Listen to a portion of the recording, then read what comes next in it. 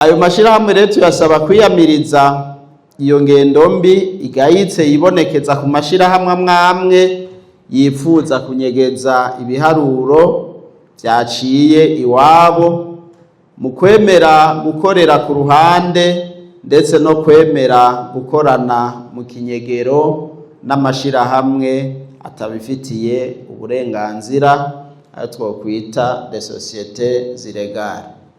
Atari uko nayo nyene azoshikirizwa abayajejwe aheze afatigwe ibihano. Ubwa gatanu, ku mashirahamwe akorera mu binywabi. Ayo mashirahamwe arahari nubwo ishirahamwe rona riticaye, hariho nayo rimaze kuzana agatumbera kaja ku murongo nk'abandi, ariko hariho n'ayandi agikwega ibirenge. Aha twovuga nk'ishirahamwe Win-Win, Line-Bet, Plan-Bet n'izindi tubandanya dutohoza ibyazo.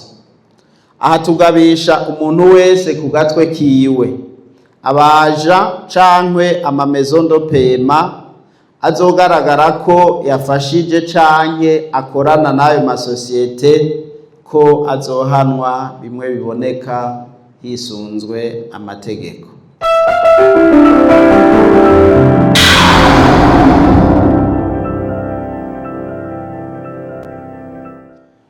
Kuri uno munsi w'igenekerezo rya 26 ruheshi mwaka w'2026, ishirahamwe rona ryaramutse ritunganya ikiganiro n'abamenyesha makuru ku civugo nyamukuru twese hamwe twiyamirize ibikorwa byo guhiganisha umugisha biteye kubiri n'amategeko, tuzamure ubutunzi bw'igihugu.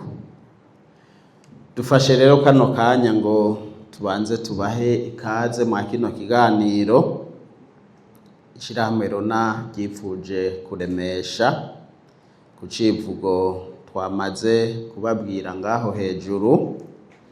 Ico civugo kikaba cahiswemo kugira ngo tumenyeshe abarundi n'abarundikazi amashirahamwe akorera mu gisata co guhiganisha umugisha ndetse n'abasanzwe bafasha mu ihanahano ry'amafaranga abo twita remezo do paiement akoreshwa muri ico gisata, ko uruhara rwabo umwe mu vyajejwe ari ntangere kugira ngo tugwanye ivyo bikorwa vyo mu kinywabi, gutyo bikorwe hisunzwe amategeko, binasahirize mu butunzi bw'igihugu nk'uko bitegekanwa n'amategeko. Ni mu gihe hamaze iminsi hibonekeza ibikorwa bitisunga amategeko, bamwe bakabikora kubera ukutamenya, abandi bakabikora nkana ku nyungu zabo bwite. Ivyo bikazana uruhombo rudasanzwe kuri leta, bigahungabanya ubutunzi bw'igihugu, eka mbere bigatera uruhagarara rufatiye ku kudafatwa kumwe ku isoko ry'imikino yo guhiganisha imigisha, ico twokwita mu gifaransa concurrence déloyale. Mudukundire rero tubashikirize amashirahamwe ndetse n'inkino zo guhiganisha umugisha vyemewe n'amategeko kugeza ubu mu gihugu cacu. Amashirahamwe akorera mu gisata co guhiganisha umugisha mu Burundi agabuwe mu mice itatu nyamukuru, dufatiye ku mikino ikinishwa ariyo iyi ikurikira.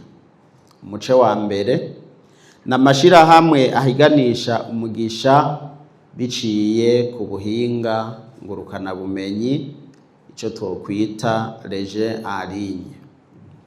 Umuce wa kabiri uhurikiyemo amashirahamwe ahiganisha umugisha biciye mu matike yo guharura, ico twokwita les tickets de grattage canke biciye mu mikino y'amamashine kazino.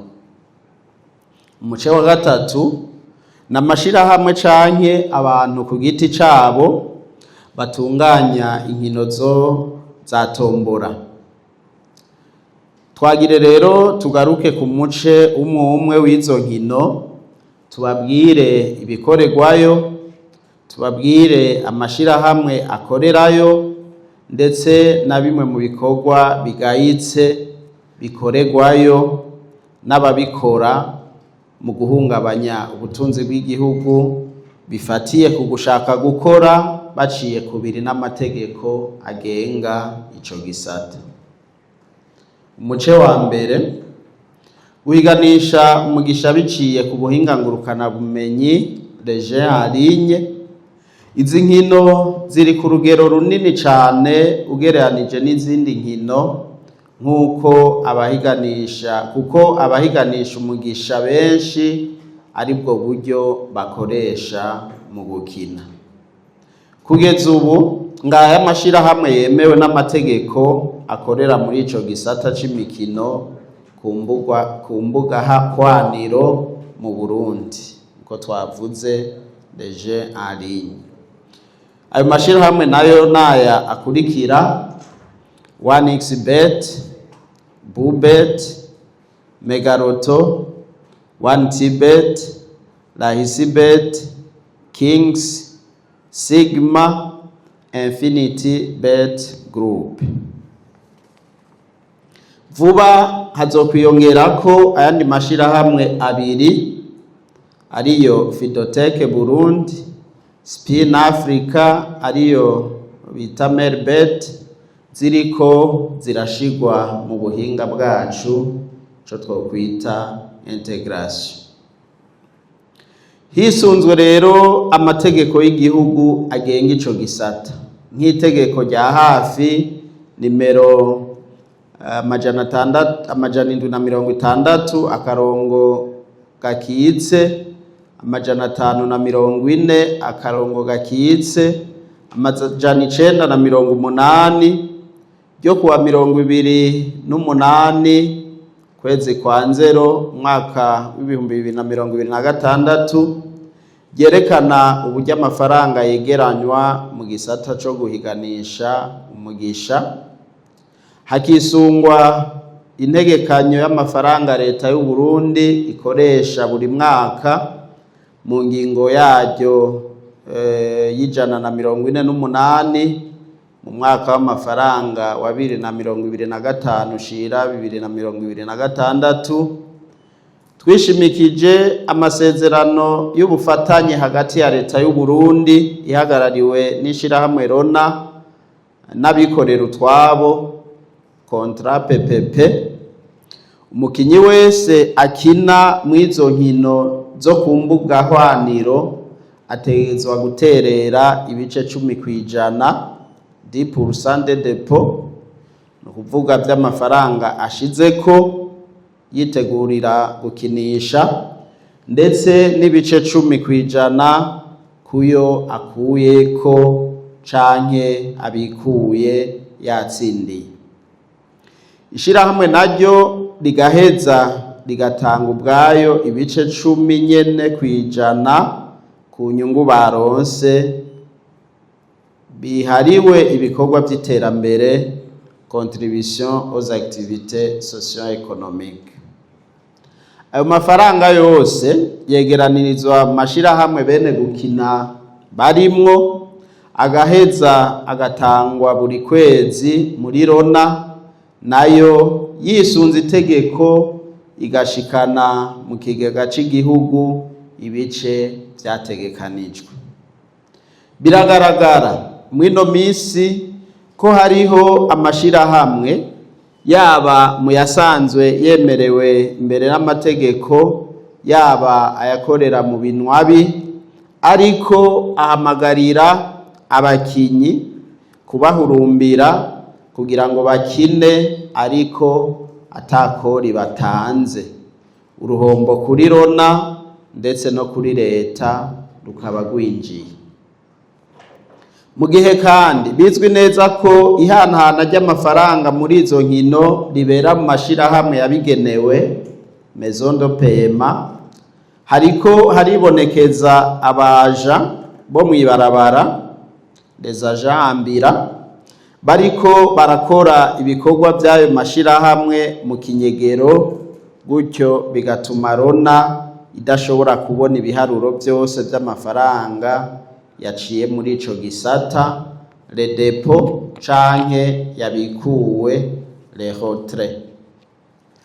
Mu gihe c'isuzuma rya buri munsi kugira ngo haboneke amafaranga azotangwa ku kwezi hisunzwe amategeko.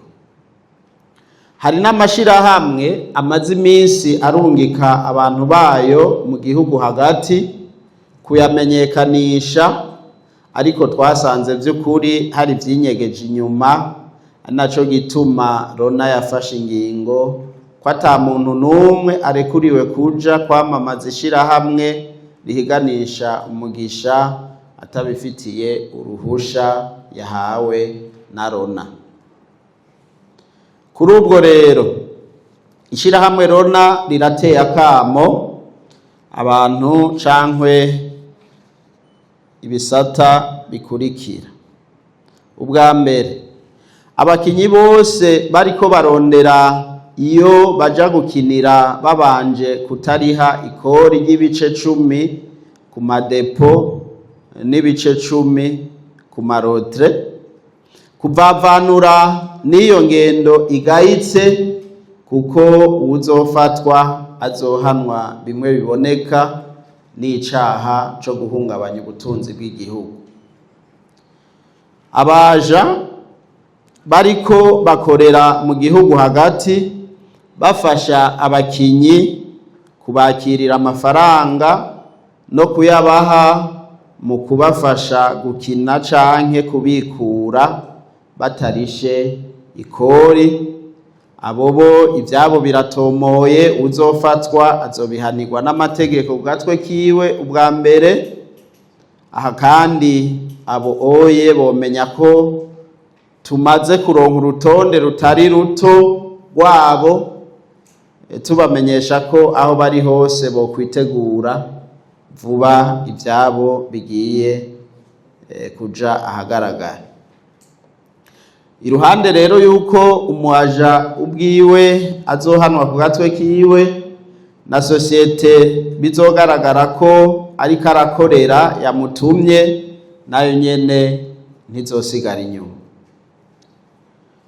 Bijanye rero n'aba birirwa barazunguruka mu bisagara bambaye imyambaro ibaranga nk'aho umenga bariko baramamaza amashirahamwe yabo, ariko by'ukuri atari byo, kuko twasanze ahubwo bariko bashiraho abantu mu kinyegero bagafasha n'amashirahamwe yabo gukinisha adatanze ikore.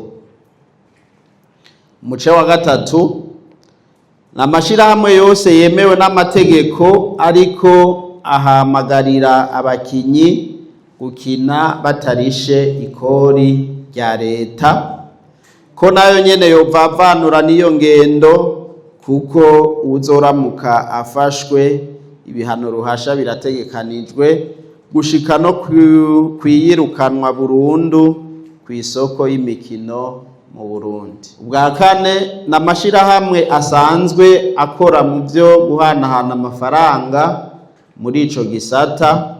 Aha mu Burundi twodondagura nka Rumikash, Banco Buinot, Cashtel, Ihera. Ayo mashirahamwe rero tuyasaba kwiyamiriza iyo ngendo mbi igayitse yibonekeza ku mashirahamwe amwe yifuza kunyegeza ibiharuro vyaciye iwabo, mu kwemera gukorera ku ruhande ndetse no kwemera gukorana mu kinyegero n'amashirahamwe atabifitiye uburenganzira, ayo twokwita les sociétés illégales. Atari uko nayo nyene azoshikirizwa abayajejwe aheze afatigwe ibihano. ubwa gatanu ku mashirahamwe akorera mu binywabi. Ayo mashirahamwe arahari nubwo ishirahamwe Rona riticaye, hariho nayo rimaze kuzana agatumbera akaja ku murongo nk'abandi, ariko hariho n'ayandi agikwega ibirenge. Aha twovuga nk'ishirahamwe Win-Win, Line-Bet, Plan-Bet n'izindi tubandanya dutohoza ibyazo. Aha tugabisha umuntu wese ku gatwe kiwe, abaja cankwe amamezo ndopema azogaragara ko yafashije canke akorana n'ayo masosiyete ko azohanwa bimwe biboneka hisunzwe amategeko. Umuce wa kabiri w'imikino n'amashirahamwe bijanye ni umuce wo guhiganisha umugisha biciye mu guharura amatike, arivyo bita les tickets de grattage, ndetse n'umuce urimwo ivy'imashine casino bikorwa kugeza ubu n'ishirahamwe Lydia Ridic. Iyi mikino ugereranije n'umuce wa mbere w'imikino twavuze aho hejuru iri ku rugero ruto cane, ariko nayone iraterera mu kigega ca leta kuko buri kwezi barerekana ivyo bakoze hama bakariha ibice bitegekanijwe n'amategeko mu kigega c'igihugu. Gushika ubu ishirahamwe rimwe rudende niryo rikorera muri ico gisata, ariko hamaze imisi hibonekeza n'abandi bariko barakorera ku ruhande nk'utumashini dukinishirizwa mu mazu y'abantu canke mu bibanza bitandukanye. Ariko twobamenyesha ko turiko turaheraheza amatohoza vuba cane, nabo nyene batwitege kugira ngo ivyabo bija ahagaragara baheze babazwe ivyo bariko barakora. Iyo mikino rero yose twagire tugabishe abariko barayikora batisunze amategeko, yaba abakinisha canke abakinyi babitura, tubasaba kuvavanura n'ivyo bikorwa bitisunze amategeko kandi biza bihungabanya ubutunzi bw'igihugu. Nkuko nabivuze, amatohoza arabandanya kandi ari ku musozo. Abo bantu vuba tuzobagendera kandi ingingo zizofatwa. Tuboneweho n'akaryo ko kumenyesha abarundi bose ko mu ntara zose hariko haraba urukino rwitwa Weho Kuki rutunganywa n'ishirahamwe Lydia Ridic, aho ugura agatike k'ibihumbi 2 ugaharura ugaheza ugatomboza ubushimwe butandukanye, umanje kubonera icarimwe ibimenyetso 3 bisa muri 6 biba biri kuri iyo karata. Twagire dukebure rero kandi abakinyi bagomba kurondera umugisha ku nguvu mu kugerageza kongerako akamenyetso kamwe ngo bakwize 3 mu gihe basanze ko ubumenyetso 2 busa. Tubamenyesha ko imikino yose ifise uko iteguye, kuko kubona ko ubwo bumenyetso gusa bidasigura ko uca utahukana agashimwe, kuko hari n'uburyo bw'isuzuma bwihariye bushobora kwerekana ko utwo tumenyetso 3 ari utw'iyo karata vy'ukuri. Aha byarigaragaje aho shirahamwe Rona rimaze iminsi ribona abakinyi batora udukarata, yasanga ko imodoka 2 agaca harura ahari akandi kamenyetso, agaharura ahandi hari imodoka imwe akayikurako akayizana kwako gakarata, gutyo kugira ngo yemeze abantu ko yatomboje.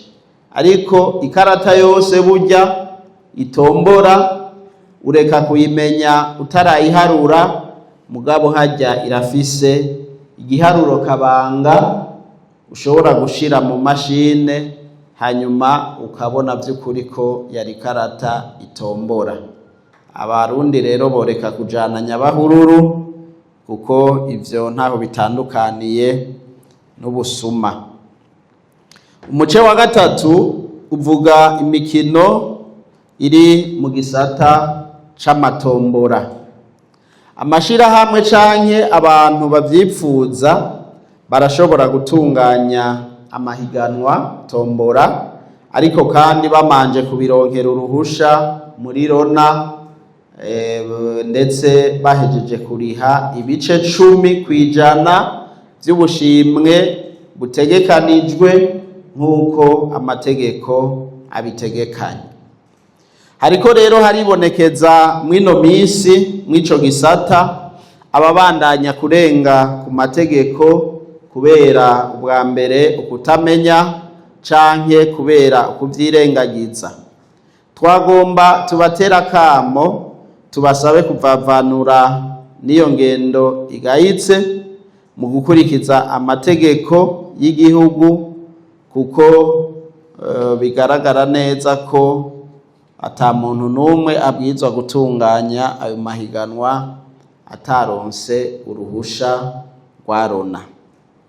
Ibi biraba abantu bose, amashirahamwe yose canke ibisata bitandukanye bishobora kwiyumvira gutegura amarushanwa aciye mu matombora. Aho ni ku butaka bw'u Burundi. Mu gusozera, dufatiye ku civugo c'iki kiganiro, tworangiza dutera kamo buri wese gushigikira ibikorwa vya Rona mu kudoma ko buri muntu bigaragara ko ariko araca kubiri n'amategeko mu gukinisha, mu gukina canke se mu guhagararira ibikorwa ivyo ari byo byose byo mu gisata co guhiganisha umugisha bitatangiwe uburenganzira na Rona. Ishirahamwe rimwe rudende rya leta rijejwe gukurikiranira hafi ayandi mashirahamwe yose akorera mu gisata co guhiganisha umugisha. Uruhara rwawe ni ntangere kugira ngo amategeko y'igihugu yubahirizwe, gutyo iki gisata kibandanye gisahiriza bimwe biboneka ubutunzi bw'igihugu biciye muri Rona, gutyo kandi tubandanye twerekeza mu mbona kazoza mwaka wa 2040 igihugu cifashe, mwaka wa 2060 igihugu giteye imbere, bitari mu majambo gusa ariko biciye mu bikorwa bigaragara, nk'uko Sebarundi adahengeshanya kubigarukako ko imbona kazoza itagaragarira mu majambo gusa ahubwo ishigikirwa n'ibikorwa biboneka. Mu kuyishikako rero ishirahamwe Rona ryiyemeje gukurikiranira hafi, guhana no guhasha uwo wese yoza ahungabanya ubutunzi bw'igihugu mu bikorwa bitisunga amategeko, gutyo igigega ca leta kibomboke. Kurangura imigambi y'iterambere ijana mu mbona kazoza mu gushigikira igihugu, gushigikira ibisata bitandukanye by'ubuzima bw'igihugu. Aha turavuga nko mu gisata c'indero, aho ishirahamwe Rona rimaze gukora ibitari bike, igisata c'imibano, inkino, inyubako ndetse n'imico kama. Ivyo navyo biza bisahiriza igihugu mu kugira ngo tubandanye twitegurira kwinjira mu mbona kazoza. Ivyo byose bizoshoboka nitwashira ingufu hamwe, tugatahura ko Rona ari ishirahamwe rishobora gusahiriza bimwe biboneka igihugu, ariko kandi mu gihe twofashanya mu kwiyamiririza no kwamirira kure ibikorwa byose by'inkino zihiganishwa imigisha bitisunga amategeko, kuko bitera uruhombo rudasanzwe ishirahamwe RONA ubwaryo n'igihugu muri rusange. Ni kuri ako kamo dusozereye ko iki kiganiro cariko kiremeshwa n'ishirahamwe RONA mu kwibutsa uruhara rw'umwe n'ico yoterera mu ntumbero yo kunganira ikigega ca leta biciye mu gisata c'inkino zo guhiganisha imigisha. Niharambe Burundi n'abarundi, niharambe abakinyi n'amashirahamwe bahiganisha imigisha bisunga amategeko, niharambe ishirahamwe ryacu RONA. Murakoze cyane, Imana ibahezagire. Mu by'ukuri kuva dutanguye kubona iyi ngendo yo gukora hatisunzwe amategeko, cyane cyane kw'aya mashirahamwe agomba kunyegeza ibiharuro canke agomba gukorera ku ruhande, uruhombo ni runini cyane, ariko ngaha nta biharuro nza kugushikiriza kuko igikorwa caratanguye kandi kirabandanya, kizoheza kikerekana uruhara rw'umwe wese n'urugero yashoboye gutera rw'uruhombo kw'ishirahamwe RONA ndetse no ku gihugu muri rusange. Twomenyesha ko kino kiganiro categuwe mu ntumbero kugira ngo tugabishe, kugira ngo abiyumviriye cankwe abatanguye ivyo bikorwa bibi babihagarike. Mugabo kandi kubo twamaze kubona amatohoza ageze kure, hariho n'ibimaze gukorwa bitari bike, mugabo umwimbo wavyo ubu ntawo twoshobora gushikiriza, nivyahera tuzobibashikiriza. Ariko ico mwomenya cyo uruhombo ruriho, nico gituma mubona bagerageza amayeri yose yo kugira ngo barabe inzira babandanya bakoreramwo zotuma ishirahamwe RONA ridashobora kubona ku munsi ibiharuro byashoboye guca iwabo. Ikibazo ca kabiri kibaza ati ayo mashirahamwe cankwe abo bakinyi bahanwa gute? Iyo bigaragaye bahanwa hisunzwe amategeko. Ni ukuvuga ni bimwe twavuga, yaba umukinyi ubwiwe, ni ukuvuga ko ari inzaja mu bikorwa byo guhiganisha umugisha, arafise intererano atanga ku gihugu.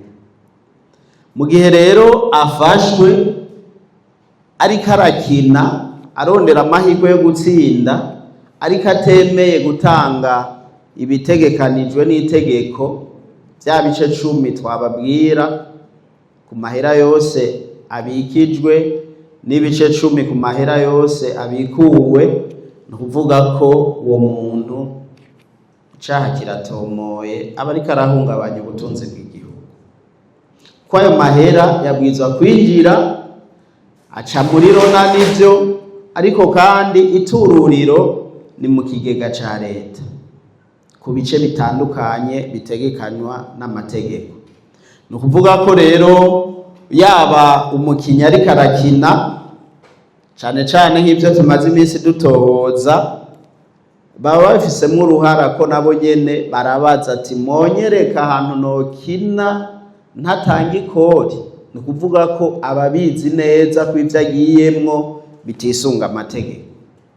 Yaba rero uwo mukinyi ku gatwe kiwe, yaba ishirahamwe ryamufashije gukina, yaba ishirahamwe ryamufashije kubikura no kubika amafaranga, abantu bose umwe wese ku ruhara rwiwe, amategeko y'igihugu aratomoye kandi azobakurikirana. Ikibazo ca gatatu nubajije ati inkino zo guhiganisha imigisha mu Burundi zibonwa nka bimwe mu bisamaza abantu, bishobora rero gutuma abantu bataja mu iterambere rirama, cane cane kugira ngo dushikire imbona kazoza. Ivyo abarundi batari bake barashobora kuba babibona uko, mugabo igisata iyo camaze kugira amategeko kemerwa n'igihugu nta ngorane kiba kigifise.